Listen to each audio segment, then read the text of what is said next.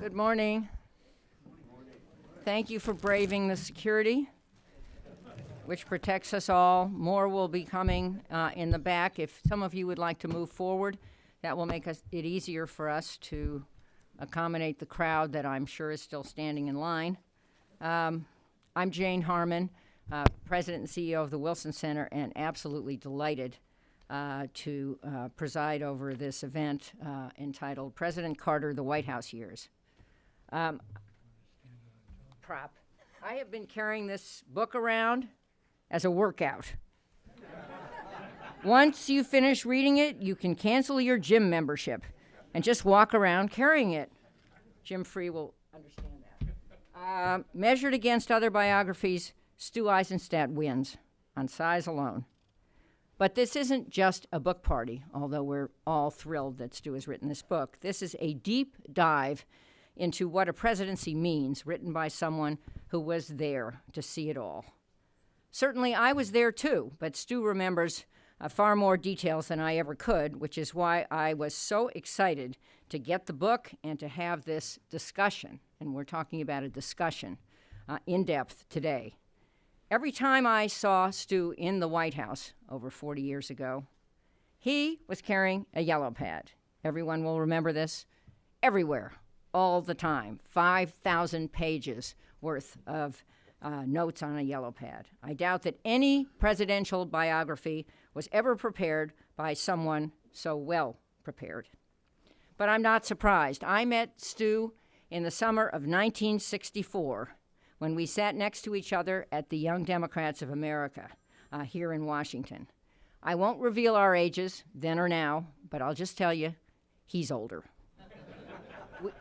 We overlapped at law school, had sons named Brian, who are friends, and then worked across the hall from each other in the Carter White House on the second floor of the West Wing. Most of our panelists were also there, so this is a lovely reunion, and a number of others from the Carter administration are in the audience, so I just thought I'd ask all our friends to stand up for a moment.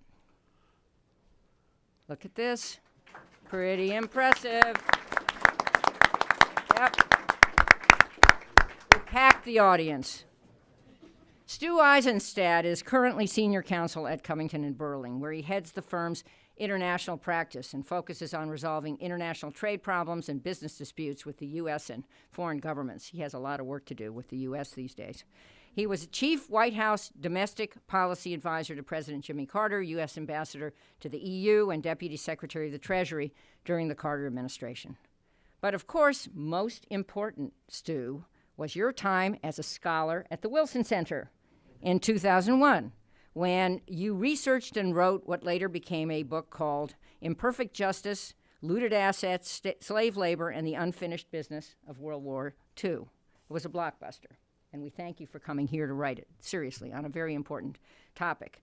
Joining Stu on the panel are David Aaron, former Deputy National Security Advisor to President Carter and also former U.S. Ambassador to the OECD, Bert Karp, former Deputy Assistant for Domestic Affairs to President Carter, former Legislative Counsel to Walter Mondale when he was Senator, and former Vice President for Government Affairs at Turner Broadcasting, and I guess you're still affiliated with Turner Broadcasting. Bob Hunter, member of the NSC staff for President Carter, who worked on West European and Middle Eastern affairs, was U.S. Ambassador to NATO, and a foreign policy advisor to Senator Ted Kennedy. Historian Doug Besheroff, professor at the University of Maryland and first director of the U.S. National Center on Child Abuse and Neglect.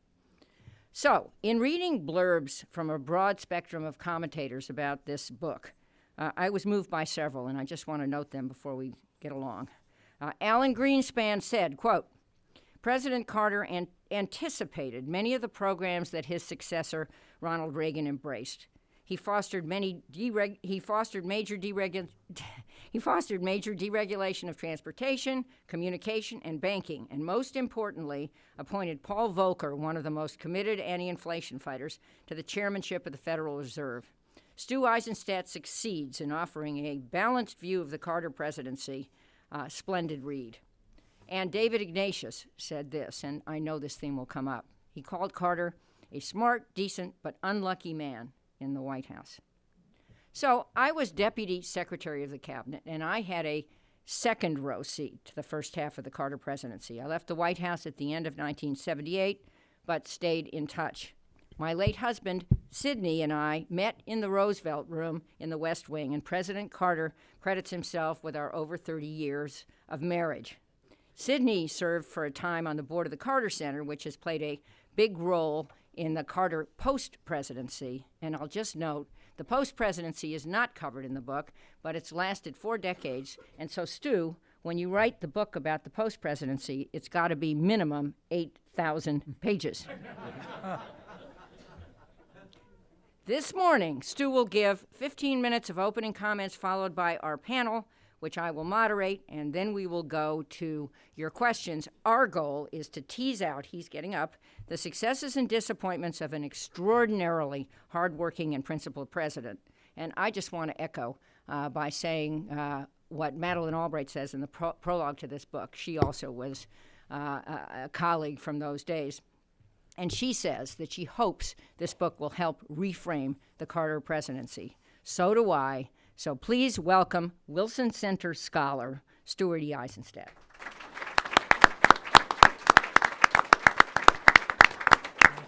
Thank you very much, Jane, and thank you for your long friendship and for hosting this, and thank all of you for coming. Jimmy Carter's political idol was Harry Truman, and he placed Truman's famous slogan on his Oval Office desk, "The buck stops here." Both presidents left office highly unpopular. Now Truman is remembered much more for his achievements than for his faults, and I hope my book will lead to a similar reassessment of Jimmy Carter as president, not simply as a widely admired former president.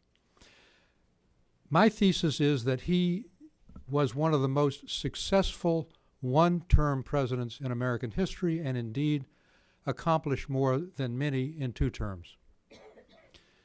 2 objective surveys indicate that more than almost 70% of all of his legislative proposals were passed by Congress, just under the percentage of the legendary Lyndon Johnson. His vice president, Walter Mondale, summed up his presidency by saying, "We told the truth, we obeyed the law, and we kept the peace." The rap on the Carter presidency is summed up by several I's, or as I say, I's. Inflation, Iran, inexperience by he and his Georgia mafia, and inter-party warfare with the Kennedy wing of the Democratic Party. I do not gloss over in my book any of these problems. I address them directly. But with no eyewitnesses likely to be around in the next 20 years, and with the danger that there'll be an indelible image of his administration as a failure, I wanted to write a book that demonstrated that these problems should not obscure the very major successes that he achieved, ones that are long-lasting and have made the country and the world a better place. The authenticity of the book, as Jane indicates, is based on the fact that I wrote over 5,000 pages of contemporaneous notes, which are housed in the Library of Congress, of every meeting, every phone call, amplified by 350 interviews, 5 with him. And I was not selective. I interviewed people who were favorable and people who were unfavorable, Republicans and Democrats, to give a complete picture. But because of this contemporaneous nature of my notes, it provides a unique view of this president, and I believe of any presidency, and of the hothouse atmosphere of working in the White House. So let me briefly share some of the accomplishments, just a few stories of how they occurred. On the domestic side, he laid the foundation through 3 major energy bills in 4 years of the energy security we enjoy today, deregulating the price of natural gas and crude oil to permit maximum production, putting conservation on the nation's agenda for the first time, and inaugurating the era of clean energy with solar and wind power. And the final compromises were appropriately hammered out with 2 conservative Republican senators and 2 liberal Democratic House members in the map room of the White House, where FDR followed the course of World War II. He was a great consumer champion, appointing consumer advocates to oversee industry, not as today, industry stalwarts trying to oversee their own industries. And he charged them with a very clear charge backed up by hard-earned legislation, namely to transform our overregulated transportation system. He deregulated trucking, railroads, and airlines. And in the airline industry, he permitted cheaper prices, more competition. He brought air travel to the middle class and democratized it. I dare say we would not have the JetBlues and Southwests that we have today were it not for airline deregulation. And he didn't stop there. He began the deregulation of telecommunications, which opened up the whole cable industry as we know it today. He deregulated bank deposits so people could get paid full interest rates. And even, perhaps laughingly, but actually importantly, he repealed the Prohibition-era limitations in the beer industry, which had prevented the flow of the local craft beers which now proliferate so widely.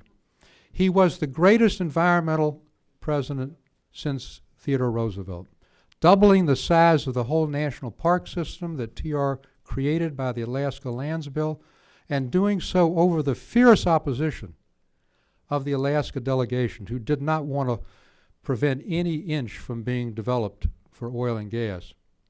He made the last compromise in a uniquely Carter-esque way. He laid a map, a giant map of Alaska on the Oval Office rug, got down on his hands and knees with Senator Stevens, a veteran of 25 years representing him, and pointed out every river and every mountain ridge that would go into the protected area. Amazing Senator Stevens, who said later he knew more about my state than I did. He also inaugurated something that is of absolute lasting value. We won the election in large part because of Watergate, and he put in place a whole series of post-Watergate reforms and good government.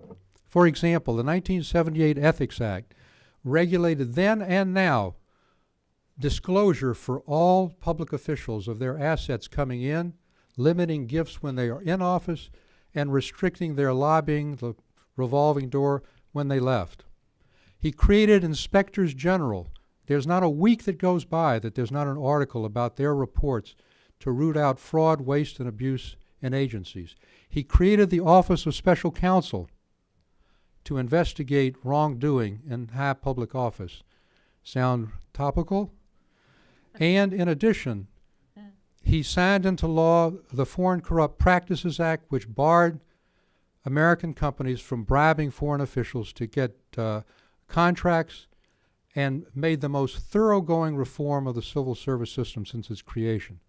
I was caught up, incidentally, in one of these reforms, the $25 gift rule, when a magazine did a profile of me saying that I had a great love of Tootsie Rolls, the little 1-cent Tootsie Rolls, and I got a giant-sized lifetime supply of Tootsie Rolls from the Tootsie Roll Company. When we determined, not by counting every one of them, that it might have exceeded the $25 gift rule, we returned it, wrote a nice letter explaining why, and the irate chairman said later, Eizenstat tried to have it both ways. The box was empty when we got it back. I'm still trying to find a Secret Service agent who stole my Tootsie Rolls. This Southern president appointed more women, including this wonderful lady, to high public office, more minorities to judgeships and senior positions than all 38 presidents put together before him. All 38. Ruth Bader Ginsburg was asked, how did you become a judge? She said it was because of Jimmy Carter. He also supported affirmative action, minority set-asides, saved Chrysler and New York City from certain bankruptcy. And he created the modern vice presidency with Walter Mondale. Took what had been an office of total disrepute and made it the office it is today, a full partner with the president. After the election, Mondale submitted a whole raft of requests: access to secret documents, all meetings, one-on-one lunches. All of them were accepted, and Carter added one other. On his own, he moved the vice president, it's now permanent, into the West Wing. And as we know in politics, as in real estate, everything is location, location, and location. Just yards from the Oval Office, and made him a full partner. Mondale almost overstepped because he had one of his aides, Mike Berman, get the original architectural plans of the West Wing and found that his new office actually had originally had a private bathroom, which he very much wanted. And he found later that in a remodeling of the West Wing, that bathroom had been moved into the National Security Council's office by none other than Henry Kissinger. Mondale wisely decided not to fight Zbig Brzezinski over a bathroom and did just fine without it.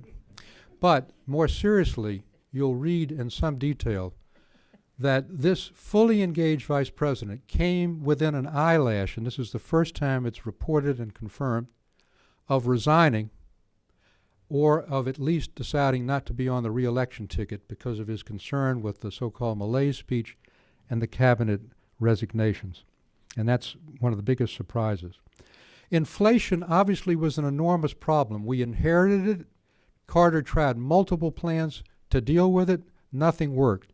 And so he decided to take tough medicine in an election year. And over the opposition of many of us in the White House, he appointed Paul Volcker to head the Fed, knowing, because Volcker told him, that he was going to choke the economy, squeeze inflation out, raise interest rates, and lead to higher unemployment, but eventually lower inflation. The meeting that they had in the Oval Office is really a classic. Volcker is a foot taller than Carter, 6'7", a giant man, bald, owlish glasses, a scowl, and Carter describes vividly in the book how he was slouching over a couch in the Oval Office, and Carter said, I felt like he was interviewing me for a job, not the other way around. But he did appoint him, and he let him do his job, and has supported that tough monetary policy without any complaint, even during an election year. He was not the ultimate beneficiary because the tough medicine only worked during the Reagan administration and for the nation thereafter. And this is emblematic of so much of what Carter did. Tough decisions which had payoffs only later. His foreign policy achievements were even more significant. Camp David will stand as a landmark of personal diplomacy. He pored over intelligence reports to understand Begin and Sadat. He took them to the Gettysburg battlefield to demonstrate to them the cost of continued war. There had already been 5 between them. He barred the press so that there would be no leaks during the negotiations. And after 13 agonizing days and nights, over 20 drafts which he wrote, and he negotiated separately with each because they were like 2 scorpions, they hardly met at all. We came close to an agreement on the Sunday, the 13th day, but didn't reach it. Begin literally, and it wasn't a bluff, had his bags packed, a car ordered to take him back to Washington to fly back to Israel. Carter came up with a personal touch that changed history. He had learned that Begin had 8 grandchildren and a great love for them, got each of their names, wrote personal inscriptions to each of them of pictures of himself, Begin, and Sadat at Camp David, and personally walked them over to Begin's cabin. And as Begin began to look through them, Carter saw, as he described to me, Begin's lips quiver, his eyes teared, and he said, Mr. President, I'm putting my bags down. I'm going to give it one last try. And the rest indeed is history. That is a treaty that has lasted now for almost 40 years, no violations, central to Israel's security and to our national interest. He was the first president to put human rights at the center of foreign policy. He applied it to the right-wing dictators in Latin America, reaching out to dissident democratic movements, cutting off their arms, and tied that to the Panama Canal Treaty to show that there was going to be a new era in U.S.-Latin relations. One fast story, the hardest fight we had in Congress beside energy was the Panama Canal Treaty. It was bloody. One cost-free vote, it turned out, and a critical one, was Republican Senator Hayakawa, who was dead set against it. We learned through Mondale, and he called Carter, that he would consider switching his vote if Carter would see him every 2 weeks to get his foreign policy advice. Carter said, "Oh, no, Senator, I wouldn't want to limit you to just 2 weeks." And flattered, he voted for the treaty. Carter never saw him. He also, on the left, embraced the Soviet dissident movement and the Soviet Jewry movement. Sakharov, the leader of the dissident movement, Sharansky, the Soviet Jewish movement, and saved Sharansky's life by his own admission by saying during his trial that you are not a U.S. spy. This hit at the soft underbelly of the Soviet Union, but was joined with hard power as well. It was Carter, not Reagan, who began the buildup after Vietnam. Certainly Reagan built on it, but he built on Carter's foundation. And together with the SALT II nuclear arms treaty and with a remarkably tough response to the Afghan invasion, the Carter Doctrine and so forth that even conservatives applaud, Carter played a significant role with Reagan building on it to the unraveling of the Soviet Union. China. Everybody thinks China normalization, Kissinger and Nixon, and they deserve all the credit for outreaching, but they would not take on the Taiwan lobby. They did not normalize relations. Carter did.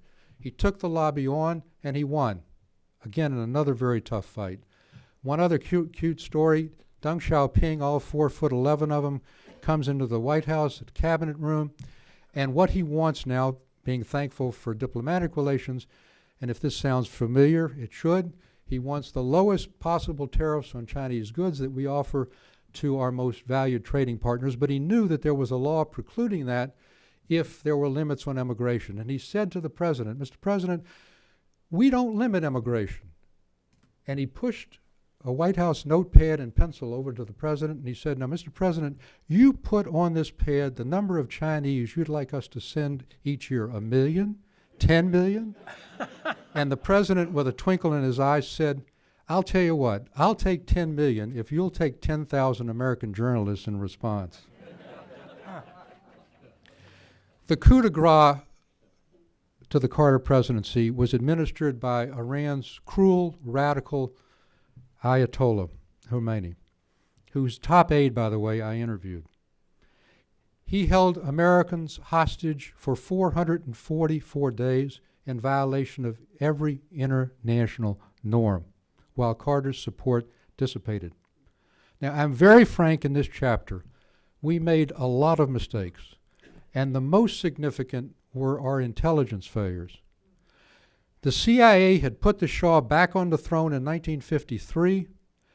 6 presidents had lavished tens of billions of dollars of the most sophisticated military equipment on him. And yet, the CIA did not realize that his domestic support was resting on quicksand. They did not know that for 5 years he had been getting cancer treatments. They didn't know that Khomeini, in exile in Paris, was sending provocative cassettes back to Tehran to stimulate a revolt against the Shah. Carter's most difficult decision was what to do when the hostages were taken. And he made a decision telling the families, "I'm going to get your loved ones back, and that's my number one priority." Now, frankly, I disagreed with that. Zbig and I suggested that we man the harbors or blockade the harbors to prevent them exporting oil. But Carter was afraid that would risk having the hostages come back in coffins. A tough choice. I don't agree with it, but I understand it. But nevertheless, we negotiated for 444 days unsuccessfully, and another decision made, which again I think in retrospect was a mistake, was holding himself up in the White House, during that entire time, not traveling, not meeting, to show he was spending full time on the hostage crisis. But what that did is it gave the press the opportunity to make this the story for the whole last year. The Nightline program of Ted Koppel was born. Cronkite ended every CBS program saying day 150, day 250. It was a disaster. The biggest disaster occurred at the end, and it became a metaphor for those who were opposed to the Carter presidency, and that is the aborted rescue effort in Iran. It was highly complex. There was a lot of bad luck involved, but the destruction of those and loss of life of 8 Americans became really a signature of what happened. And it happened largely not because there were not enough helicopters. It happened because we had not had inter-military service cooperation at that point. It was only later that we created that form, which then took Osama bin Laden and others. If there was one positive thing to come out of Iran other than the hostages coming safely, it is that through means that I described, we got 50,000 Iranian Jews out of Iran, kept those who were in the United States studying from being exiled through a very clever reinterpretation of the visa laws. And that's a lesson for DACA and for dreamers. To conclude in this way, we lost overwhelmingly in 1980, and yet Carter did not brood. From the very first day after the election, he said, let's make this the most successful outgoing transition ever, and it was. He negotiated Alaska lands. He negotiated the Superfund chemical cleanup. He negotiated the release of the hostages. And one last gesture of reconciliation with Ted Kennedy, who he had no reason to reconcile. Kennedy wanted Steve Breyer, who had helped us on airline deregulation and was his aide, appointed to a vacancy in the First Circuit. I went in to see Carter knowing he wouldn't do it, and he said, no, Steve is first rate. It'll be a tribute to the judiciary and to us, and that is what got him on the First Circuit and ultimately in the Supreme Court. My book is not just about policy, it's about people. I have very interesting profiles. I'll mention only 2 in the interest of time. Miss Lillian was his inspiration from the beginning. A registered nurse, she tended to black and white patients in the rural South when it was highly unpopular, entered the Peace Corps at 68, and a wonderful story as a great defender of her son's race. A New York reporter came down and quizzed her on the central thesis of the campaign, I'll never lie to you. And she said, now, Miss Lillian, certainly you know that your son must have lied. There certainly was. She said, yes, you're right. He told white lies all the time. What, said the reporter, do you mean, Miss Lillian, by a white lie? And she said, well, you remember when I said how wonderful it was to have you here in Plains? That was a white lie. I saw Rosalind Carter go from being a shy campaigner who could barely speak on the stump to an accomplished First Lady. And one last story, and that is Russell Long, the powerful chairman of the Senate Finance Committee, son of the famous Kingfish, the governor of Louisiana, and later chief of staff to Huey's brother, Earl. Recounted the story as follows. Uncle Earl called all the parish leaders in just before a tough re-election and said, boys, you've got to get the vote out for me, and he promised lavishly buildings and bridges and new roads. And when he won, they all came lining up, waiting to be paid, and Russell knew there wasn't enough money in the treasury to even begin to pay them. So he went in to see Uncle Earl, and he said, now, Uncle Earl, what must I tell these parish leaders? Russell, he said, just tell them your Uncle Earl lied.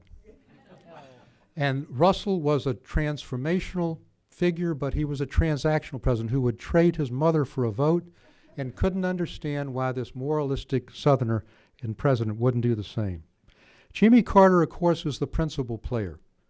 And I describe him in great detail, coming from a gnat-infested 500-person hamlet to the Oval Office by indefatigable campaigning, by understanding the mood of the times, wanting honest government after Watergate, being a new face, a smile as broad as the Mississippi River. He was all things to all people and put together an improbable and ultimately unstable coalition of conservative Southern whites, anxious to have one of their own in the White House, African Americans, labor, working class people in the Middle West. It was an inherently unstable, although successful coalition. He was in many ways the first New Democrat. Fiscally conservative, I wish we had more today, fiscally conservative, socially liberal on poverty and race issues, a real internationalist, a mild populist. He was criticized for being, Jane mentioned it with, looking at the notes from the cabinet. He was criticized for over attention to detail, reading too many appendices. And yet, over the years, I've begun to wonder, is that a worse way to govern than by 3x5 cards or angry tweets? He had an odd view of politics. He was a ferocious campaigner. He did what he needed to do to get elected, and then he parked politics at the Oval Office door. Ham Jordan used to say, the worst thing, Stu, if you want him to take one of your recommendations, is to say it would be good for him politically. That was his strength and his weakness. It allowed him to attack tough problems regardless of political consequences, but it also was forgetting that the president is not only the commander-in-chief, he has to be the politician-in-chief. In a sense, Carter was a centrist, too liberal for conservatives, too conservative for liberals. Last point, my book will take you deeper into the White House than any other presidential history. You'll understand the pressures, the conflicting demands to make decisions for which there are often no good options. I'm not recommending him for a place on Mount Rushmore in this book, but I am suggesting he belongs in the foothills of Mount Rushmore with presidents who have done great things for their country and for the world, and that's the principal argument of my book. Thank you. Oh.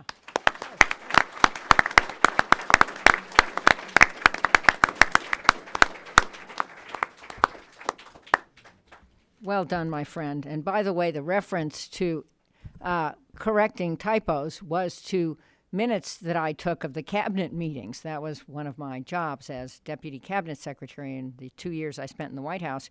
And Carter would read them and correct my spelling mistakes and brag, in addition to that, that he read at least 300 pages a day, which is just an astounding amount of work when you think about it, given the other pressures. So, Stu, I want to ask everyone else on this panel a question, and let me frame it this way.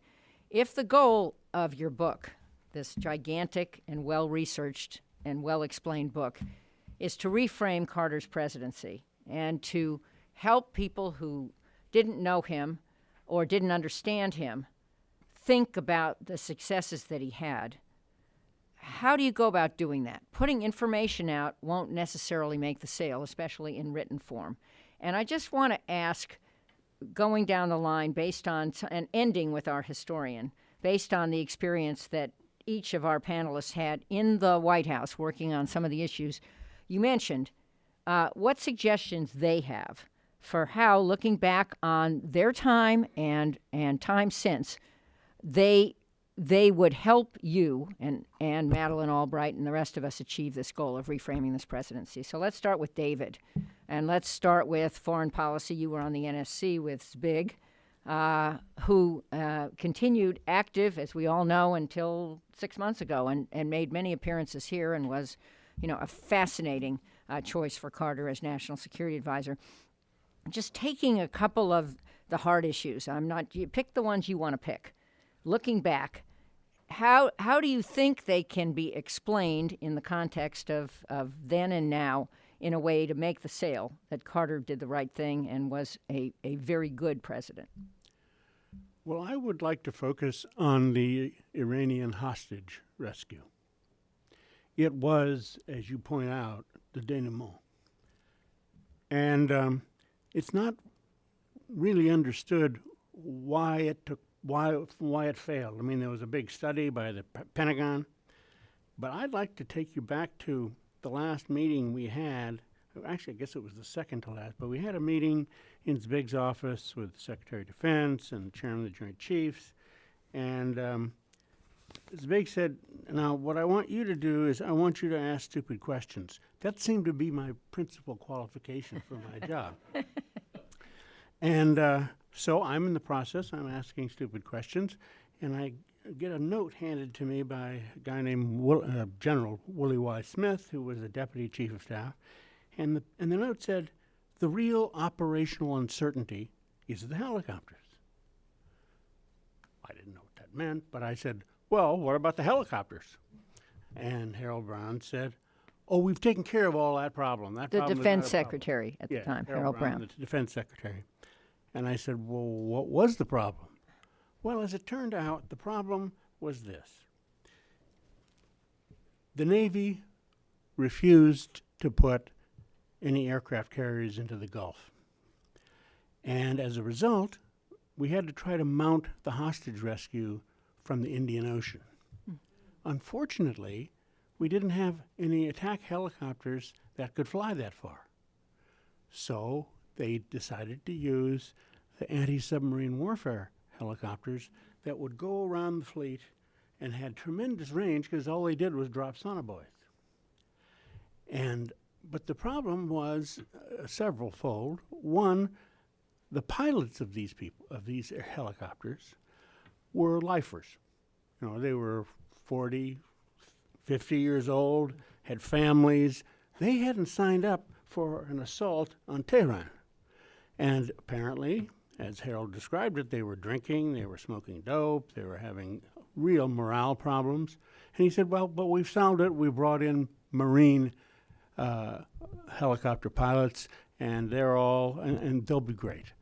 Well, the problem was they really didn't know how to fly these helicopters. And as a result, one of them, when a little light went off, turned around and went back. Another got lost in a sandstorm. A third threw his flak jacket on top of the air conditioner for the engine and burned it up. And finally, in a very sad case, one of them, when they decided to abort the mission, flew into one of the C-130s that was full of ammunition and fuel, and a lot of people lost their lives. Now, the reason I mention this is twofold. On the one hand, this was a doomed operation because the Navy refused to put their aircraft carriers in the Gulf. And you would say, well, maybe it was just prudent. I mean, it could have been dangerous and so forth. Of course, absolutely, except one thing. When the first Gulf War took place and the Air Force started flying out of the Emirates to do sorties in Iraq and Kuwait, they drove those aircraft carriers right into the Gulf because they weren't going to get beaten by the Air Force. And the reason, and that's important for one very overriding reason, which has not really been explored very much, but the Navy was and is deathly afraid of having an aircraft carrier sunk, particularly by a cheap torpedo or a cheap missile of some kind, because they are extremely vulnerable. And they know that if that ever happens, we won't build another $5 billion aircraft carrier. Thank you. Fascinating. Bert, domestic policy. I was thinking as Stu spoke that Woodrow Wilson, who was president 100 years ago, to remind, had a really good first term based on his success on domestic policy. It wasn't as long as Jimmy Carter's list, Stu, but the Federal Reserve, the income tax, the Federal Trade Commission, and so forth, all passed on Wilson's watch. Very few people remember any of that. They do remember what many think is a very idealistic and unfocused international policy. Some of us think it was successful, but many don't. And they also remember that at the end of his presidency, Wilson was totally incapacitated, and that he had a pretty terrible record on race and wasn't much good on women either. So, you know, the memory of Wilson is mixed. He's our only PhD president, by the way, and I love it that we celebrate his meshing of scholarship and policy here. But so, Bert, looking at domestic policy achievements, and Stu sketched many of them, what insights do you have? How would you, and David, that was fascinating, that some of that wasn't Carter at all, but it was circumstances. How would you frame his domestic record now in a way that people will notice? Well, I'm not sure that can really be done. You know, I mean, American politics is almost completely tied up with winning and losing. And I think the short-term view, so Jerry Ford lost, even though there was a lot to be said for the Ford presidency, I think. You know, H.W. Bush lost, we lost, and someday in the future, as we've seen just recently, the President Grant's presidency being reinterpreted here, you know, people in your business will return to this, and this will be an enormous contribution. But one of the contributions that the Carter administration made, people ask me what happened in terms of our domestic program. I always say in our relations with Congress, and Jim Freeze here, and Gene Godley, they're smarter about this than I am. But I always say might have been a failure of leadership on our part, but it was a failure of followership on the part of our comrades in arms in the House and Senate, who thought President Carter was too conservative while the country was getting ready to elect Ronald Reagan. Carter wasn't wrong, they were. Well, I worked for 10 years in the Senate in the previous 10 years to us, and I can tell you that United States senators did not believe that their political fortunes were tied in any way to what happened to presidents of either political party, because in their experience, it hadn't happened. Well, we had a bloodbath in the Senate in 1980. I mean, we lost titans of the Senate like Gaylord Nelson and Gale McGee and Frank Church, and just a ton of people, none of them until right at the last minute even thought they were in any particular degree of trouble. And we did every succeeding president the biggest favor that could be done, because they all believe that their political fortunes are closely tied to what happens with their president. So Ronald Reagan had a degree of followership that Jimmy Carter could only have dreamed that he would have, and that's been true of every succeeding president. And I think so. Maybe students of Congress will come to appreciate that contribution we made. Yeah, thank you. So, Bob, let me nudge you a little, because Stu mentioned Carter's human rights record. I mean, he was the first president to put human rights on the map as a tenet of foreign policy. It's something everybody, I think, in this room cares about. Could you make comments about that and think about ways in which people have forgotten his role there, or maybe that is a bright spot in the Carter presidency as it has lived for 4 decades? Well, first, let me say to your original question, what is going to help reframe the Carter presidency? Single word: time. Bert's already mentioned President President Grant. Time plus memoirs like this. This is an important, critical building block in that. Historians are going to be important. And you just touched on something when you talk about human rights, which is people looking back and looking at today and understanding a couple of things as we go forward about presidents and the presidency. Number one is character. Jimmy Carter was a person of genuine character. It's impossible to look at what's happening today if one is going to have any historical perspective without seeing the great glow that comes from Jimmy Carter. And you cannot separate the post-presidency from the presidency, because this was a man of integrity who lived his life as president, lived his life as post-president. Human rights. Carter, I think, got a bum rap on that right from the beginning. The irony is that Henry Kissinger was pilloried at the time of the Helsinki Final Act for being willing for not taking human rights seriously enough. Oh, how come you're being worrying about this and surely this is important. Carter comes in, the Europeans who had been bitching that the previous administration didn't care about human rights said, well, all the president does care about is human rights. Well, in America's role in the world, there are two overwhelming qualities. One, what are the interests of the United States? And the other, what is the character and the values of the United States in the world? Today, in particular, let's say the post-Cold War era, the United States stayed involved in the world not so much because we had things immediately to fear, but because we had things we believed in. And if we've had a president in modern times, since Lincoln, I would say, and then the abortive effort of Wilson, it was Jimmy Carter who said, these things we stand for. And interestingly, when you saw the unraveling of the Soviet Union, a lot of it happened because Carter was working on human rights country by country. He separated the Euro-communists in Italy, turned to the Hungarians and said, okay, let's return the crown of St. Stephen. Let's do the things we can for solidarity as it began.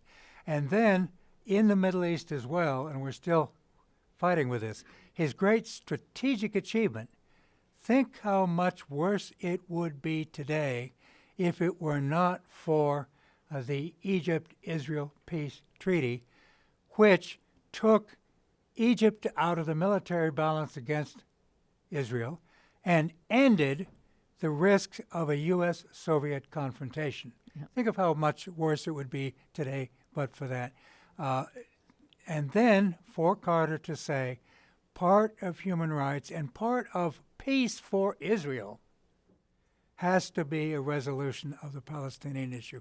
Didn't happen in his presidency, still hasn't happened, but working on the security of the Middle East began seriously under Carter, and for that I think he's going to be remembered after the fluff and the nonsense of the current era is consigned to the rubbish heap of history.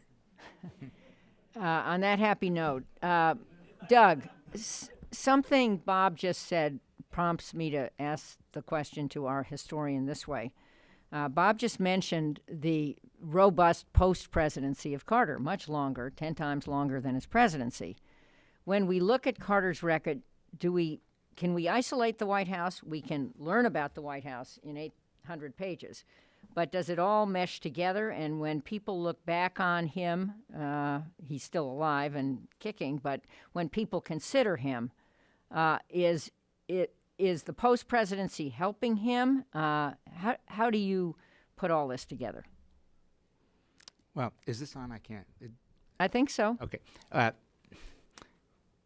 think your question, Jane, raises an important point that Stu made at the end. I think Stu's book isn't trying to persuade us that Jimmy Carter was a good man. He's trying to persuade us that he was a pretty good president. And so I think the way we want to address the Carter successes and lack of success is on his presidency.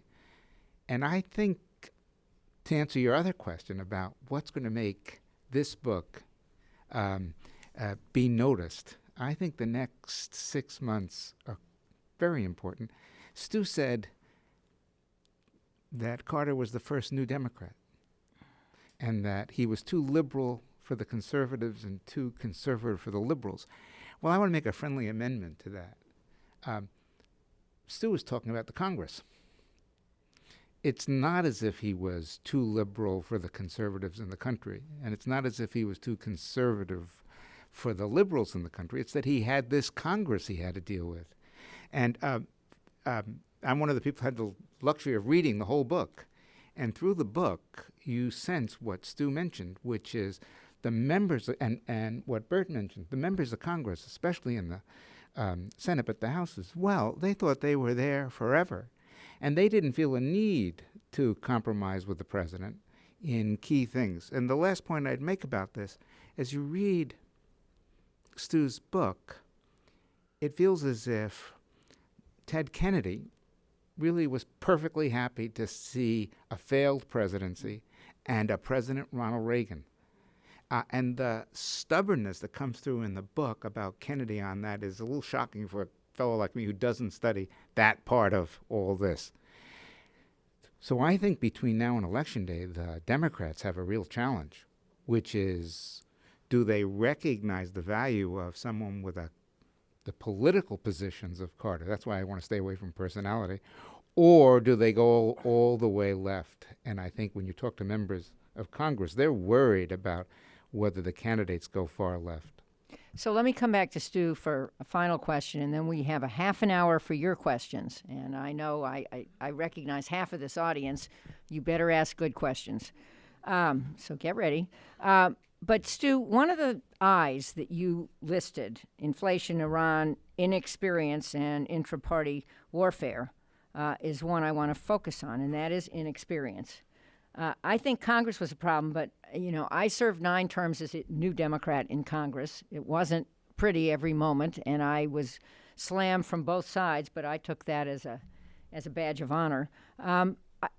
Was part of the problem with Congress Carter's fault? He brought an inexperienced team. You said that. And his assistant for Congress was a guy from Georgia who did not have experience with our Congress. You had experience. He had a Vice President, Fritz Mondale, who had experience. He had Bert Karp, who had experience. But he didn't use those people. He used mostly an inexperienced Georgia team, and he didn't spend a lot of time, that I noticed anyway, with Congress. In fact, one story I would tell is Robert Byrd, who called me. I knew him because I had worked for a California senator who sat immediately next to Byrd on the Senate Judiciary Committee, and it's a horseshoe, and so you're all jammed together. So I spent countless hours sitting within 2 feet of Robert Byrd, and Robert Byrd called me to complain that a lot of the letters to Congress were signed by auto pen. He held them up to the light. He would do that, and he was offended that Jimmy Carter couldn't personally sign his letters. So my question to you, Stu, reflecting on what's just been said, is inexperience was Carter's fault, and so was part of this unlucky presidency, to quote David Ignatius, Carter's fault. Yes, I mean, I certainly don't spare criticism of Congress, but let me take your question and be very direct and blunt about it. December 9th, 1976, during the transition, before the inauguration, without any consultation, the president makes 2 fundamental decisions.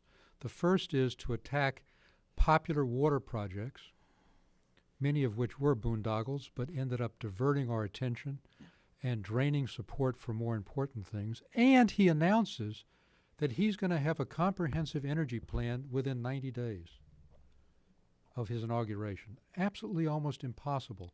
As a result, we had to scramble. We didn't have the economic data for impacts. And while we did get the energy bill passed through the map room, it took 18 months to get that done.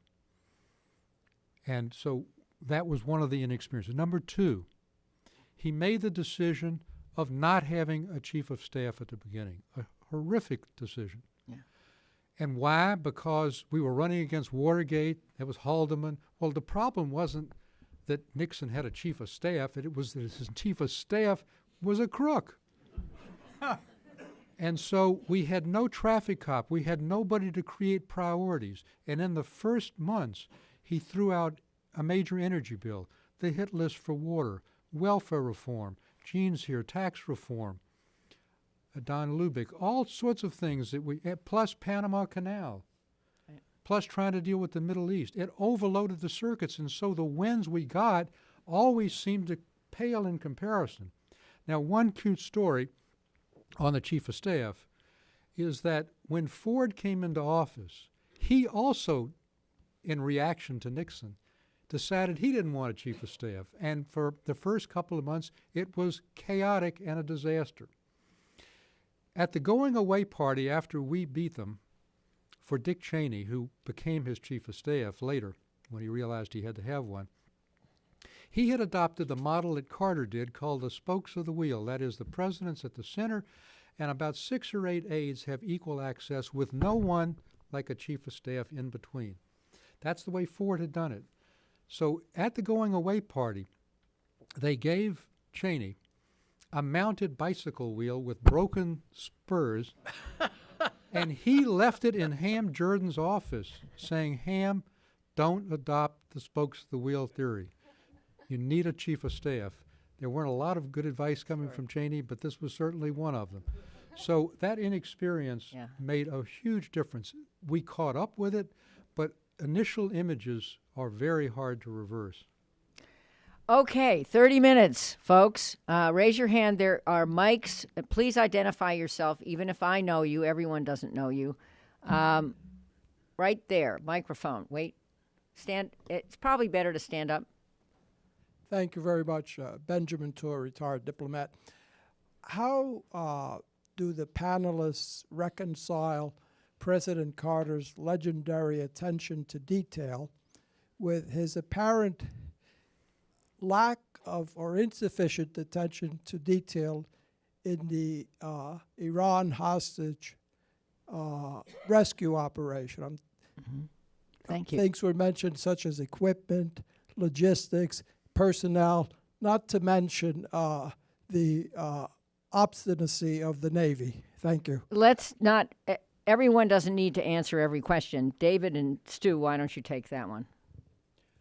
I think the way the whole thing was put together was that there was a special working group, and they came up with some pretty bizarre ideas from time to time. One of them was that they were going to seize an airfield outside of Tehran, and which was only a few miles from a major city, and they were going to somehow, like Entebbe, keep it for like 2 or 3 days, and still keep secrecy, not let people come and go. It was such a crazy idea. I mean, it was difficult to say, but you know, he also had a lot of respect for the military, a lot of respect, and therefore I think, there wasn't a big book of a plan.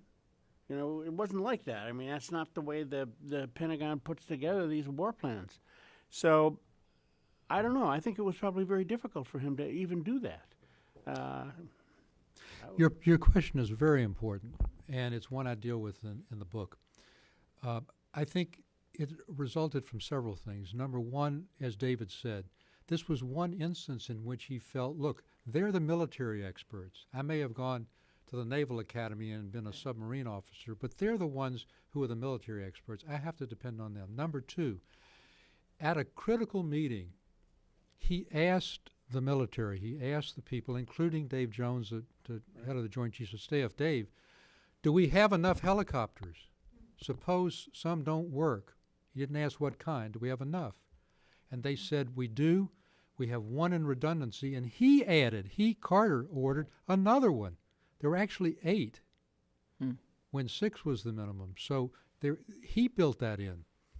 Third is that Vance was dubious from the start. Vance had been Secretary of the Army in the Kennedy-Johnson administration. And Carter turned to Vance oftentimes during this, and Vance said, Mr. President, the military will never say they can't do something. I saw it in Vietnam. They never will say they can't do something. So I think he relied on the details for the military. He didn't want to micromanage, be accused of micromanaging, and the one place that he did was to add another helicopter. Jane, can I add one word to that? I was doing Middle East at the time, but I didn't know about the rescue mission. It was held very tightly. I think there were at least 2 problems. Number one, instead of assigning all the military wanted to get engaged because it was the only thing that had happened in administration. Instead of assigning it to one service, you do it and pull in other things. That'd be one thing. And secondly, when my colleague Gary Sick and I found out what had been done, we both had concluded it was a pretty dumb idea from the beginning. One other critical thing. It was less the number of helicopters than the lack of practice. Why didn't they practice? Harold Brown told me that they were afraid if they did so, like in California, that the press would learn about it. Right. So there had been you had 4 different military services, none of whom had worked together on any kind of project like this. Question over here. Can I just wait, add no, one thing? no, because we're going to No, get I to just questions. wanna- I You want, I can- want to tell you, though, to help reframe this, the PBS is doing a major documentary on the hostage rescue, and it will be coming out sometime. Okay. Okay. Over Thank you here. very much. This is Faye Martyr. I'm a member of Atlantic Council. This question is for Ambassador Eizenstat. As an Iranian American, there is a huge disagreement among Iranian American diaspora regarding the President Carter's failure to support the Shah enough. Do you think because the fact that he was ill, and of course the Iranian public didn't know anything about it, that the downfall of Shah was inevitable, whether President Carter would have It's done a very good anything or not? question. Thank you. I think the question is, I mentioned all the mistakes that were made in Iran. Was the prime mistake not supporting the Shah enough? And I think the answer is no. We did not focus on the Shah enough at the early stage. He was focused on Camp David. And the erosion was not pointed out to him. Stan Turner, the CIA director, said, we, the CIA, let him down. We didn't tell him. Now, the question is, what more could have been done? Clearly, we couldn't intervene militarily. We were giving him all sorts of other support. I don't think there was anything that could have been done to save him, any more than Eisenhower can be blamed for the fact that Castro took over in Cuba. Paul London. Microphone? Okay, thank you. An economic question. As you know, I wrote a book which basically gives Carter a huge amount of credit for deregulating the economy, for opening up to competition. I don't call it deregulation. I think that is really what broke the back of inflation, and I wonder why you give so much credit to Volcker. I wouldn't give nearly that much to Volcker. Well, first of all, Paul, I do give, I have a very large chapter on deregulation and competition. And the fact that with trucking, for example, you had a backhaul rule that did not allow a truck that dropped off a whole cargo at point A to return loaded back to home base. I mean, it was crazy stuff like that. And so the deregulation absolutely injected more competition, lower prices, lower fares for airlines, and so forth. And I give full credit. That only materialized, again, much later. But second, I do believe, Paul, that even with that, we wouldn't have broken the inflation psychology had Volcker not totally transformed monetary policy. The psychological impact of wage and price spiral was so built in at that point, starting with Nixon. And one last thing that people don't understand, and I stress it, we surely did not do a great job of dealing with inflation, but it was 8% at the time of the Iranian Revolution.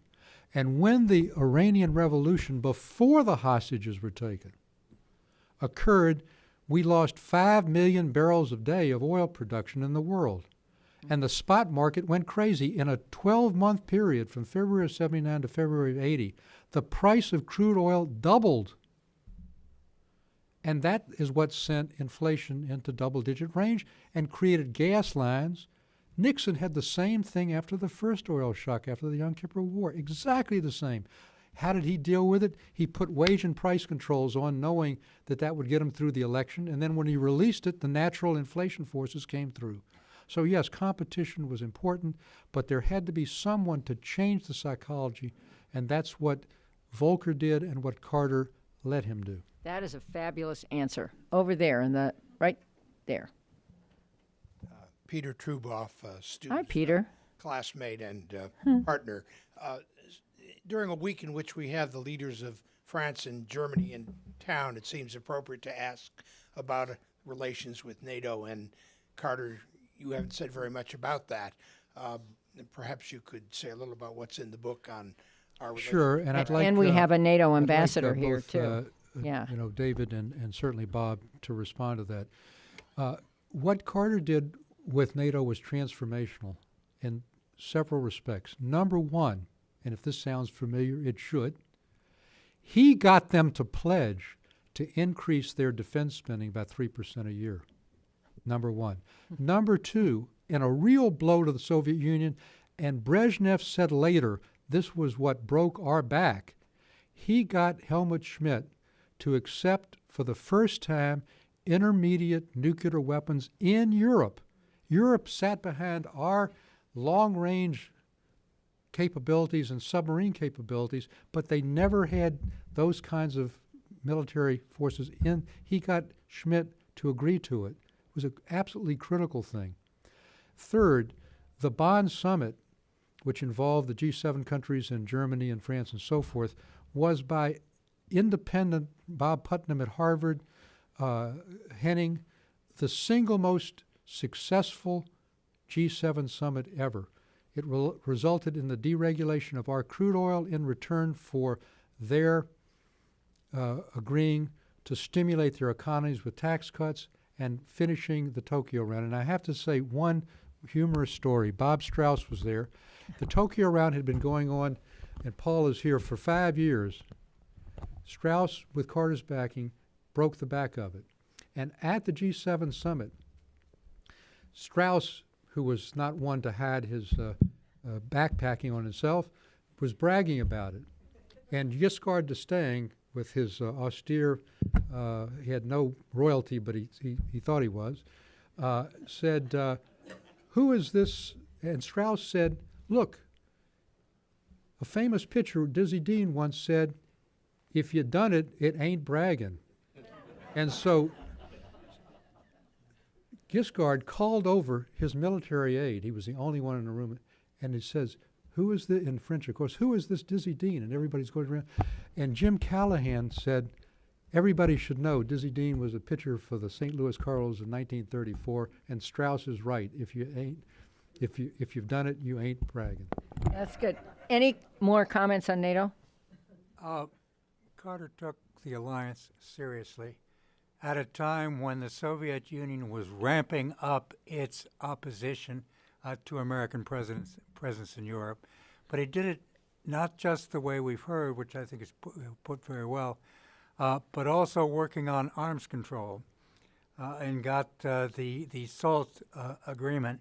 And incidentally, he had to bargain between his two key advisors, Brzezinski, who hated the Russians, and Vance, who believed in the uses of diplomacy. There's an item in there that I mentioned that Stu uses in the book, in which Carter was going to give a major speech on the Soviet Union, and Vance sent in a draft, and Brzezinski sent in a draft, and I'd seen them both.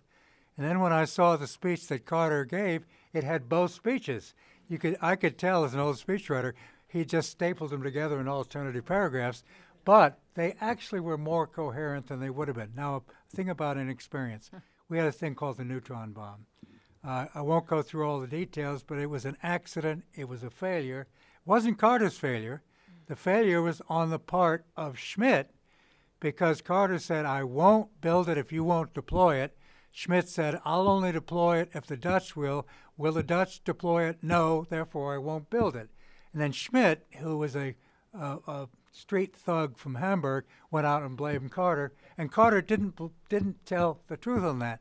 That gave us the experience when we got to the Euro missile crisis to know how to do it accurately and adequately, so that the Soviet Union understood that the President of the United States was going to be firm in the support to the NATO alliance, while at the same time he was doing things that eventually led to détente and the end of the Cold War. And Peter, we should remember there was Euro-communism floating in Western Europe, particularly in Italy. And Carter, very deftly with Dick Gardner, the ambassador, really put that down. Second row, right here, green jacket. A microphone. Hi, I'm Ann Howard. I served in the Commerce Department in Congressional Relations and then also in international trade. My question is a more personal one. I'd like to know what you believe Jimmy Carter's relationship was with Hubert Humphrey. It evolved during his presidency. As you recall, H.H. had run in '76 until he found out he had bladder cancer. and then it ends, of course, with the Humphrey Fellowship So Program. I am so glad you asked that question because I have a very touching description of this. Humphrey was a traditional liberal and yet became one of Carter's great supporters, and his death really left a void. But here is a beautiful story. Carter rescheduled the times of our weekly Democratic leadership conference breakfasts, which, by the way, aren't held before, even during Obama. He rescheduled a time so that Hubert could get his NIH cancer treatments. Number two, he took him in the Oval Office and sat him behind the chair and said, Hubert, you belonged here. And number three, remarkably, he helicoptered him up to Camp David, spent the day with him at Camp David, and Humphrey told me, he said, Stu, would you believe it? It's the first time I've ever been to Camp David, although I was vice president for 4 years. So he had a wonderful relationship, and Hubert's lost us a liberal support. I really think that if Hubert had lived, it would have been much more difficult for Kennedy to mount what was a very divisive challenge. Very, very interesting. Ira, did you have a question? Ira Shapiro, the one and only. Thanks. It's actually more of a comment, unsurprisingly. 6 years ago, I wrote a book about the Senate, last great Senate, and coincidentally, those years were the Carter years. And I was surprised to find that the relationship between Carter and Congress, which started out rather badly, actually changed in the 3 years, the last 3 years, so that Carter didn't like Congress. He thought of them like the Georgia legislature coming in. But he grew to understand that that wasn't the case. And at the same time, he had members of Congress, and particularly the Senate, who were capable of stepping up to important domestic and foreign policy issues. So, briefly, 40 years ago, in 1978, if you just looked at 1 year, there were more accomplishments in domestic and foreign policy, one after another, that stand the test of time, from the Panama Canal Treaty to saving New York, to the energy package. And the other thing about Congress, and which is a little unusual, people like Scoop Jackson didn't like Carter. In fact, he hated him in a lot of ways. And he fought him on the SALT Treaty. But he worked with him on energy every day for 3 years. Yes, Ira, your book is a great book, and I'm going to disagree, frankly, with Bert a little bit, because Bert is falling into the old notion that somehow we really didn't get along with Congress, and at the beginning we didn't, but after that, as you say, we did.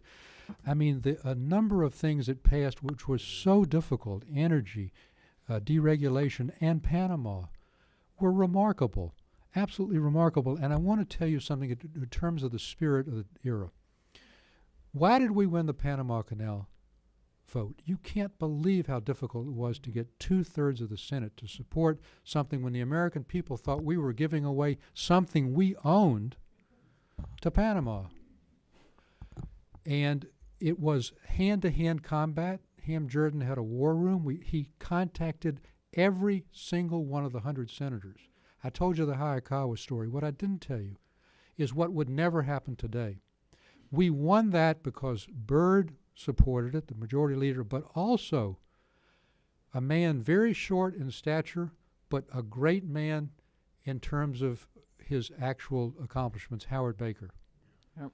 Howard Baker was the minority leader, the Republican minority leader in the Senate. He supported the Panama Canal Treaty knowing it would undo his run for the presidency in the future.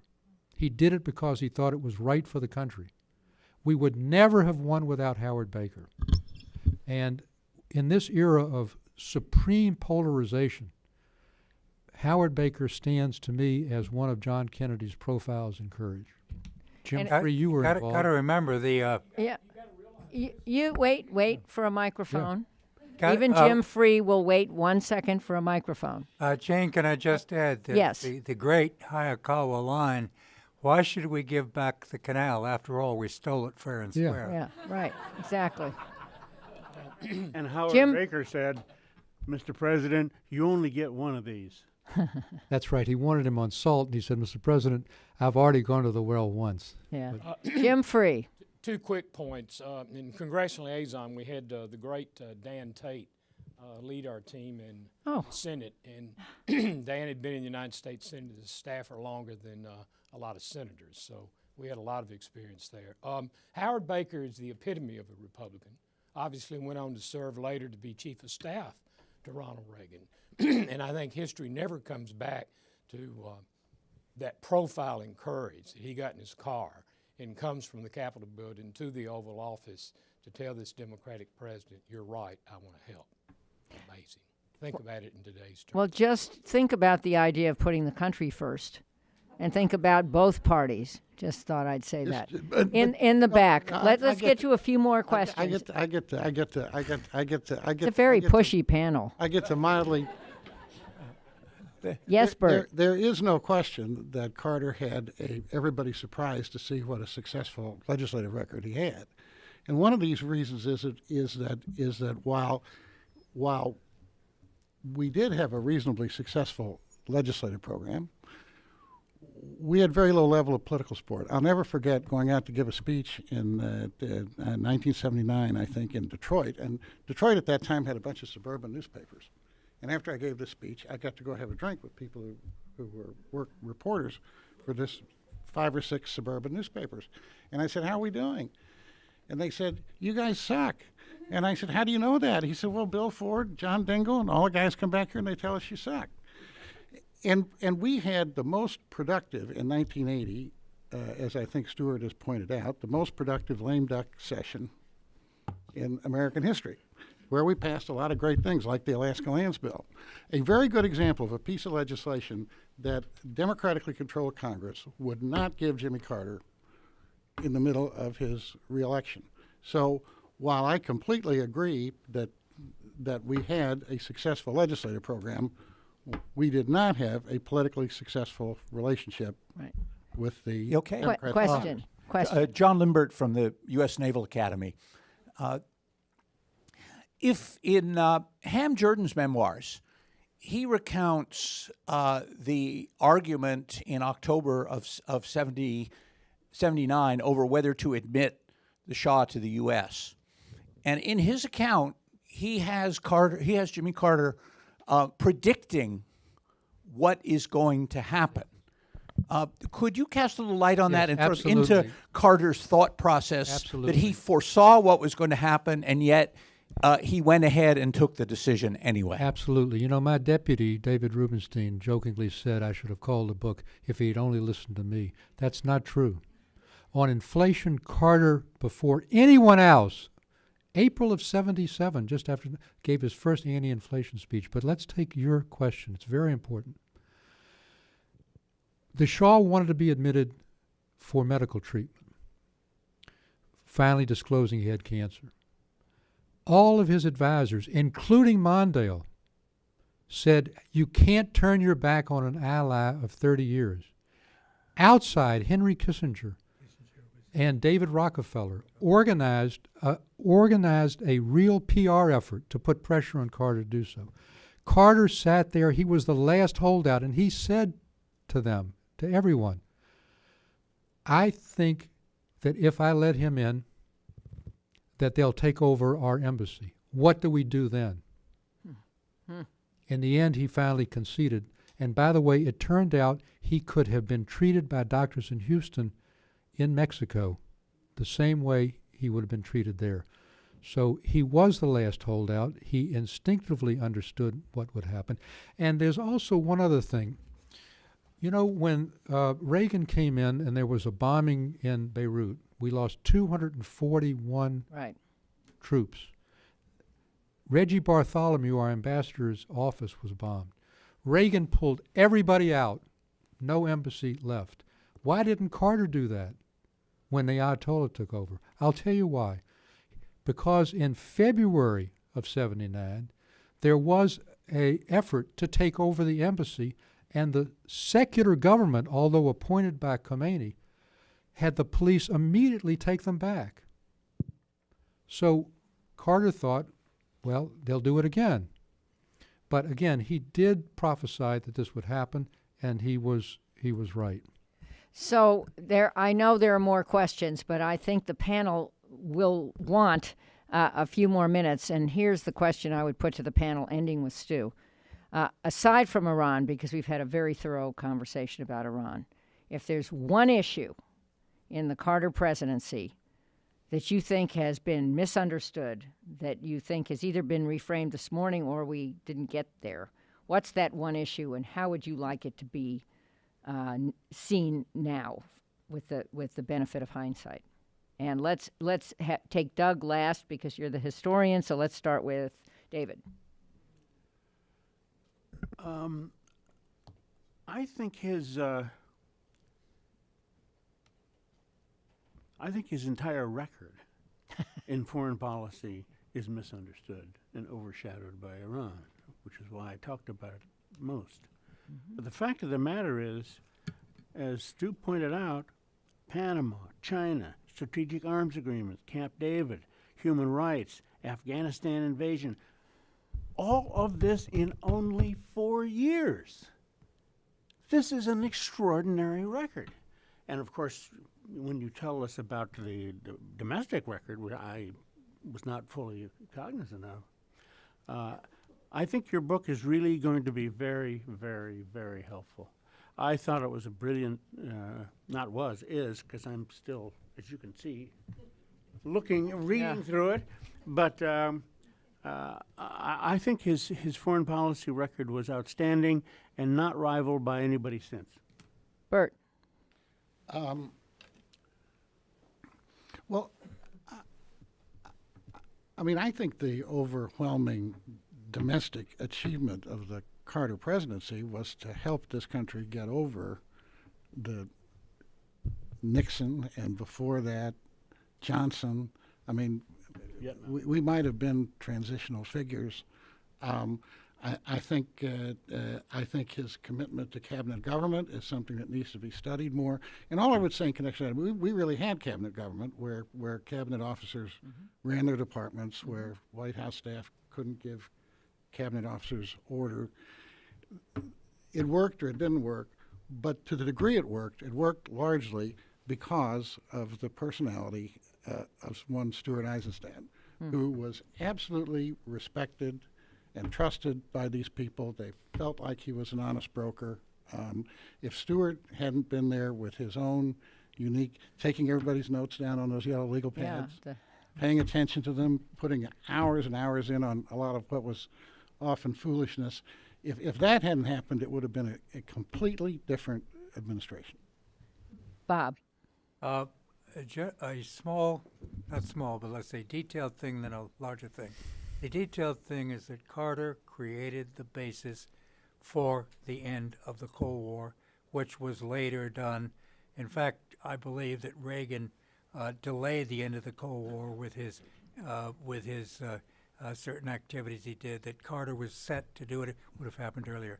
The larger thing I've already mentioned, which is to demonstrate the intersection of American values, especially human rights, and American interests as a blend absolutely necessary to secure America's place in the world and to secure American support for our being involved in the world. Doug. When you win, you can't do anything. You didn't do anything wrong. When you lose, you did everything wrong. And so I think winning the election would have made a big difference. It was a close election till the end. There were decisions made about debate in the last 2 weeks or whatever. It was a giant mistake. But I think if I was pushing for something that we ought to credit Carter for, and since everyone has already done foreign, I'd say it's inflation. He put in place Volcker, but as the book describes, it's not just hiring Volcker. There were a series of other decisions. And Reagan gets credit for this for, quote, sticking with Volcker. Well, someone had to put Volcker in there in the first place. And so I think one argument here that would be nice to win is that the fight against inflation started under Jimmy Carter. He put everything in place, and the rest is history. But history doesn't get written that way. And before Stu closes this, I just put one other issue on the table because it's been an important part of my life since. And It wasn't a focus, I don't think, of the Carter presidency, but the Foreign Intelligence Surveillance Act passed during Carter's presidency based on the recommendations of the Church Commission to correct the abuses of the Nixon administration by using our intelligence assets improperly. And not only did that set up a legal framework which survives, but it also set up the intelligence committees in the House and Senate. And one of the huge tragedies in the last months is the demise of the House Intelligence Committee, where I spent 8 years, including as ranking member. I like to say I was Adam Schiff before he was Adam Schiff. But at any rate, it's a very important piece of our history, and it was passed on a large bipartisan vote in the House and the Senate, and many people don't remember it. So to close this fabulous conversation, the author, the Wilson scholar, Stu Eizenstat. Well, first, Jane, thank you so much for putting together really a fascinating discussion. 3 quick points. One is just the totality of the accomplishments are really overwhelming on domestic and foreign policy, and they need to be recognized. Number 2 is the degree to which we, on inflation, and I'm glad Doug mentioned it, Robert Samuelson, who's a terrific reporter and columnist for the Post, he said, well, Carter may have appointed him, but Reagan stuck with him. What do you mean stuck with him? I mean, he had a long term. And not only that, Reagan wasn't running for re-election at the time. We did it at the time we were in the middle of an election cycle and knew we were bearing the brunt. Third, I am staggered, and it's testimony to the Democratic Party. We lost to Kennedy our entire base. We lost labor after we had raised the minimum wage for the first time in years, fought for labor law reform, saved hundreds of thousands of union jobs in Chrysler, and Doug Fraser, the head of Chrysler, ends up endorsing Kennedy. Women's groups. We extended the time of the ERA, record numbers of appointments, and Bella Abzug and others felt he was just not liberal enough for them. The Jewish community, my community, he brings the first peace to Israel from an Arab neighbor. He signs the anti-Arab boycott bill. He's the father of the Holocaust Museum. He saves Sharansky's life and embraces the Soviet Jewish movement. And yet we got the lowest percentage of support from the Jewish community of any Democratic president in modern times. So these things simply lost context. And what I do hope the book will do is reframe this, not ignoring the problems. The credibility of this book rests on being honest and candid. It rests on being on the spot and citing what happened and what was said at all times. But it also has to lead to a broader reassessment of putting these into context and looking at the remarkable record of accomplishment along with the mistakes and problems that were made. And when you do on a net basis, as I said, maybe it's not a place on Mount Rushmore, but for sure it's a place in the foothills of Mount Rushmore. So, Stu, in the tradition of the Wilson Center, you have produced a second book that is a candid assessment of a hugely important piece of history. And on a personal note, as your longest-standing friend in this room, I think that is fair, but remember I'm younger, I just want to express my affection and admiration. And to the whole panel, thank you for coming. Thank you.